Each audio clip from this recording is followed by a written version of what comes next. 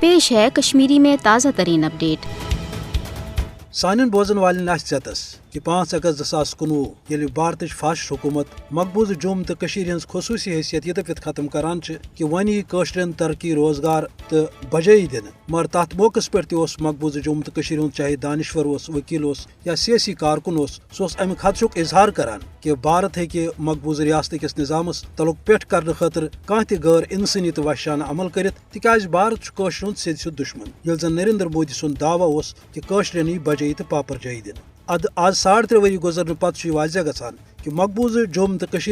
عملن اکس فوجی چھاونہ مز تبدیل آمز کرنے یت جبرک راج قائم یت امن تو ترقی ختم کرنے خاطر یہ ریاست اکس عسکری زونس مز تبدیل آمز کرنے۔ یہ وجہ کہ دنیا کھانا تہ سمجھدار سرمایہ کار ہیکہ مقبوضہ جوم تو من کن قسم سرمایہ کاری کرت، تکیاز سہ زانان یہ ہند مسئلہ آٹھ الون پتمو 75 ؤریو پہ یمہ مسئلہ کس نتیجس مز پاک بھارت کشیدگی جاری روز، 3 جنگ تہ سپد تو ونکس یہ خطہ اخ ایٹمی فلش پوائنٹ بنیامت۔ یل زن قشر ہند گۄڈٕ دۄہ پٮ۪ٹھے یہ مطالبہ